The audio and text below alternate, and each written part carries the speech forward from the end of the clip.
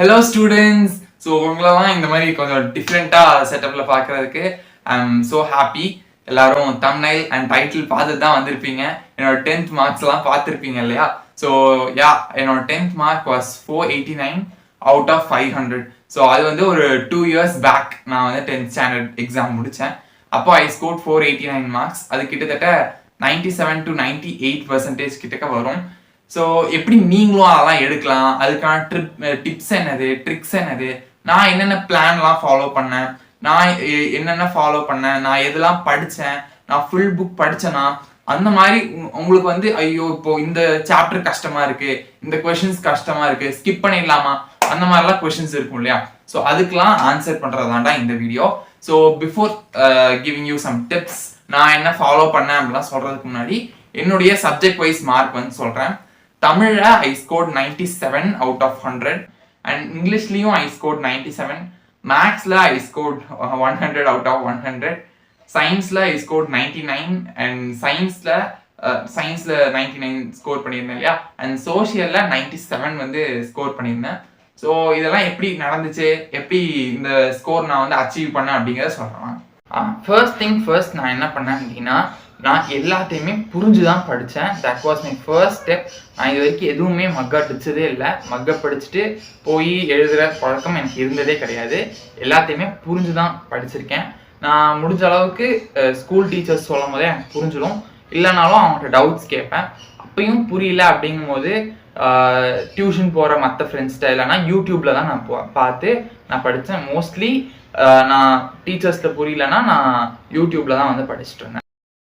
Second thing I did was, நான் வந்து important கொஸ்டின்ஸே படிக்கல. அதாவது எப்படி இம்பார்ட்டன்ட் கொஸ்டின்ஸே படிக்காமல் எவ்வளோ மார்க் வாங்கினீங்கன்னா அப்படி கிடையாது. இம்பார்ட்டன்ட் கொஸ்டின்ஸ் அப்படிங்கிற கான்செப்டே ஐ டிடன்ட் ஹியர். அப்படி இம்பார்ட்டன்ட் கொஸ்டின்ஸ் அப்படிங்கிறத நான் படித்ததே கிடையாது. ஃபர்ஸ்ட் திங், நான் எல்லா புக் பேக் கொஸ்டின்ஸும் கவர் பண்ணேன். செகண்ட் என்ன பண்ணேன் அப்படின்னா, இந்த ப்ரீவியஸ் இயர் கொஸ்டின்ஸ் கைட்லலாம் பின்னாடி பார்த்தீங்கன்னா government exam questions, PTA exam கொஸ்டின்லாம் கொடுத்துருப்பாங்க. ஸோ அதை நெக்ஸ்ட் படித்தேன். அதுக்கப்புறமா தான் லைன் பை லைன் படித்தேன். ஸோ லைன் பை லைன் படிக்கும் போது ஒரு கான்செப்டும் அப்படியே மண்டையில் நிறுத்தி அப்படி இல்லாமல் ஜஸ்ட் ரீட் பண்ணி அதை நான் வந்து இன்னொருத்தவங்களுக்கு எக்ஸ்பிளைன் பண்ணுற அளவுக்கு மட்டும்தான் நான் வந்து படிச்சிருந்தேன். ஸோ தட் கிரியேட்டிவாவோ இல்லைனா புக்கின் சைட்லேருந்தோ ஏதோ ஒரு கொஷின் வந்தால் ஆன்சர் பண்ணுற அளவுக்கு நான் ப்ரிப்பேர் பண்ணி வச்சுருந்தேன். Sorry to interrupt you all பசங்களா. ஸோ நான் வீடியோ இங்கே ஸ்டாப் பண்ணதுக்கான காரணம் என்னன்னா, நாளைக்கு நம்மளோட 10th ஸ்டாண்டர்டுக்கான ஆடுகளம் பேட்ச் வந்து ஸ்டார்ட் ஆகுதுடா. ஸோ ஆடுகளம் பேட்ச் பற்றி தெரியாதவங்களுக்காக சொல்கிறேன். ஆடுகளம் பேட்ச் அப்படிங்கிறது ஒரு ஃப்ரீ யூடியூப் பேட்ச். இதில் யூடியூப்ல டெய்லி 6 o'clock செஷன்ஸ் இருக்கும். இந்த செஷன்ஸ்ல book back question, important question and book inside question, line by line எல்லாத்தையுமே சொல்லி தர போறோம்டா. ஸோ இந்த ஃப்ரீ யூடியூப் பேட்ச்ல நீங்க ஜாயின் பண்ணிக்கோங்க. ஸோ டெய்லி 6 o'clock கிளாஸஸ் இருக்கும்டா. அண்ட் ஆல்சோ அதுக்கான ஸ்கெட்யூல் நான் வந்து டிஸ்கிரிப்ஷன்ல கொடுத்துருக்கேன். போய் அந்த பிடிஎஃப் டவுன்லோட் பண்ணிக்கோங்க. அதுபடி தான் டெய்லி கிளாஸஸ் இருக்கும். டெய்லி என்ன ஸ்கெட்யூல் இருக்கோ அந்த கிளாஸஸ் வந்து நடக்கும்டா. ஸோ யூ கண்டினியூ வாட்சிங் the video. Okay, third thing நான் என்ன பண்ணேன் அப்படின்னா, டெய்லியும் படிக்கிறது தான் நான் பண்ணேன். ஸோ டெய்லியும் ஒரு 5 to 6 hours அப்படின்லாம் கிடையாது. டெய்லியும் ஒரு 3 hours படிக்கிறதே மேக்ஸிமம் தான். ஒரு ஈவினிங் 1 to 1.5 hours, அதே மாதிரி மார்னிங் ஒரு 1 to 1.5 hours. இதுதான் என்னோட ஸ்கெட்யூலாக இருந்துச்சு. மார்னிங் எத்தனை மணிக்கு எந்திரிப்பேன், ஈவினிங் எத்தனை மணிக்கு தூங்குவேன் அப்படிங்கிறது நிறையா பேர் என்கிட்ட கேட்குற கொஷின்ஸு. ஸோ நைட் வந்து மோஸ்ட்லி சீக்கிரம் தூங்கிடுவேன். 10 அப்படிங்கிறது தான் மேக்ஸிமம் லிமிட்டே. 10 o'clock நான் மேக்ஸிமமாக தூங்கிடுவேன். அண்ட் மார்னிங் எந்திரிக்கிறது 4:30 or 5 o'clock அப்படி எழுந்திரிச்சிட்டு இருந்தேன். பட் எக்ஸாம் டைம்ஸில் மட்டும் ஒரு 3:45 3:30 அந்த மாதிரி எந்திரிப்பேன். ஆனால் கொஞ்சம் தூங்குவேன் தான், தூங்கி எழுந்திரிச்சு தான் படிப்பேன். But mostly 4 o'clock எந்திரிக்கிறதும் night 10 o'clock தூங்குறது தான் என்னோட ஸ்கெடியூலாக இருந்துச்சு.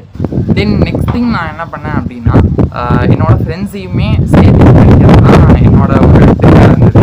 ஸோ அது ஒரு என்ஜாய்மெண்ட்டாக ஃபன் ஃபீல்டாக இருந்தது. நீங்கள் இந்த கேம்ஸ்லாம் சேர்ந்து விளையாடுவீங்க இல்லையா, ஃபோன் கேம்ஸு. ஸோ அதே மாதிரி சேர்ந்து படித்து இங்கே பாடுறா, இந்த பிளான் பாடுறா, நம்ம நாளைக்கு படிக்கலாம்டா அப்படின்னு சொல்லிட்டு சேர்ந்து படிக்கிறது was one of my trick அப்படின்னு சொல்லலாம். ஈவன் டூரிங் எக்ஸாம் டைம்ஸ் நான் போய் என் ஃப்ரெண்ட் வீட்டிலலாம் படிச்சிருக்கேன் 10th ஸ்டாண்டர்டில். ஸோ தட் அவனுக்கு தெரியாது எனக்கு சொல்லிக் கொடுப்பான், அவனுக்கு தெரிஞ்சது எனக்கு சொல்லிக் கொடுப்பான். அண்ட் சேம் வேஸ் எனக்கு தெரிஞ்சது அவனுக்கு சொல்லிக் கொடுப்பேன். ஹி வாஸ் என்னோடய ஃப்ரெண்ட் வந்துட்டு அவன் சோஷியலில் ரொம்பவுமே ஸ்ட்ராங்காக இருப்பான். பட் எனக்கு சோஷியல் அவ்வளோக்கா பிடிக்காது, இன்ட்ரெஸ்ட் இருக்காது. பட் அவனுக்கு தெரிஞ்சதுனால அவன் எனக்கு ஈஸியாக சொல்லிக் கொடுத்தான். அதே மாதிரி I was strong in math. So அப்பா நான் அவனுக்கு வந்து சொல்லிக் கொடுத்தேன். அண்ட் லாஸ்ட் நாங்கள் 2 பேருமே ஸ்கோர் மேக்ஸிமம் மார்க்ஸ் தான். இப்போ நெக்ஸ்ட் ப்ராப்ளம் ஃபார் ஸ்டூடெண்ட்ஸ் அப்படின்னா டிஸ்ட்ராக்ஷன் தான் இருக்கும். ஸோ நான் வந்து ஃபோன் பார்க்கவே இல்லையா, டிவி யூஸ் பண்ணவே இல்லையா அப்படின்னா இல்லை அப்படிலாம் கிடையாது. டிவி வந்து நார்மலாக எல்லார் வீட்லேயும் நடக்கிறது தான். எங்கள் வீட்லேயும் என்ன பண்ணோம் அப்படின்னா டிவி ரீசார்ஜ் பண்ணுறதை ஸ்டாப் பண்ணிட்டோம். அண்ட் தென் ஃபோன் நான் பார்த்தேன்னா யூடியூப் தான் நான் பார்ப்பேன். யூடியூப்லேயும் ஷார்ட்ஸ் மோஸ்ட்லி அப்போ தான் ஷார்ட்ஸ்லாம் வந்துருந்துச்சு. ஸோ ஷார்ட்ஸ்லாம் நான் வந்து பார்த்துட்ருப்பேன். பட் நான் எப்போ பார்ப்பேன் அப்படின்னா ஐ லிமிட்டட் மை ஃபோன் யூசேஜ் தான் கண்டிப்பாக. ஸோ நான் வந்து சாப்பிடும்போது மட்டும் ஃபோன் பார்க்குறது அந்த மாதிரி லிமிட் பண்ணிட்டேன். ஸோ தட் அது என்னோடய ஸ்டடீஸை பெருசாலாம் எதுவும் அஃபெக்ட் பண்ணவே இல்லை. நான் ஃபோன் யூசேஜ் கம்மி பண்ணிட்டேன் சாப்பிடும்போது மட்டும் யூஸ் பண்ணுறதுனால.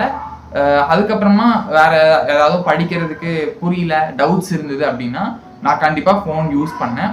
அண்ட் ஆல்சோ நான் ஃபோன் எதுக்கெலாம் யூஸ் பண்ணேன் அப்படின்னா எனக்கு புக் பேக் கொஷின்ஸ் தான் நான் வந்துட்டு கைடில் படிச்சிருவேன். எனக்கு அது பெருசாக பிரச்சனை இல்லை, அந்த மாதிரி இருந்தது.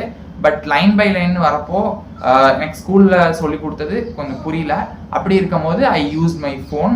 நான் அப்போ லைன் பை லைன் வந்து ஃபோன் பார்த்து நான் வந்து புக்லேயே நோட்ஸ் எடுத்துப்பேன். இல்லைனா சில சப்ஜெக்ட்ஸ்க்கு நானே ஒரு நோட் போட்டு ஒரு டைரி வந்து வச்சுருந்தேன். ஸோ அதில் வந்து நோட்ஸ் எடுத்து அதுக்கப்புறம் என் நோட்ஸ் பார்த்து படிச்சுக்கிறது தான் என்னோட ஹேபிட்டாக இருந்தது. நெக்ஸ்ட் திங் நான் இம்பார்ட்டண்ட்டாக என்ன ஃபாலோ பண்ணேன் அப்படின்னா முடிஞ்ச அளவுக்கு ஐ ஃபாலோட் மை புக்ஸ் தான். புக்ஸ் பார்த்து தான் படித்தேன். கைட்ஸ் வந்து ரொம்ப கம்மியாக யூஸ் பண்ணேன். இன்ஃபேக்ட் நான் இங்கிலீஷ்க்கு கைடே யூஸ் பண்ணேன். ஸ்கூல்லேயே நோட்ஸ் கொடுத்தாங்க, அதை தான் யூஸ் பண்ணியிருந்தேன். அண்ட் நிறையா ஸ்டூடெண்ட்ஸ் வந்து மேக்ஸ் கைடு யூஸ் பண்ணுறாங்க. மேக்ஸ்க்கு கைடே யூஸ் பண்ணாதீங்க. ஏன்னா அதுக்கு நீங்கள் நோட்ஸ் எடுக்கும் போது தான் உங்களுக்கு அது அடுத்த வாட்டி எடுத்து படிக்கும்போது புரியும்.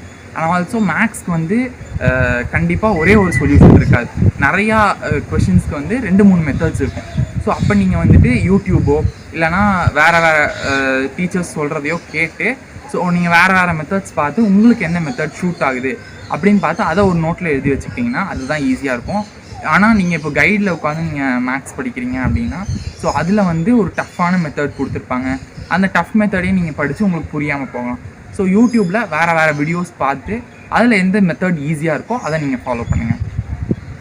ஸோ இதெல்லாம் தான் நான் மேஜராக பண்ணேன். ஸோ இது கண்டிப்பாக உங்களுக்கு ஹெல்ப் ஆகிருக்கும்னு நான் நினைக்கிறேன்.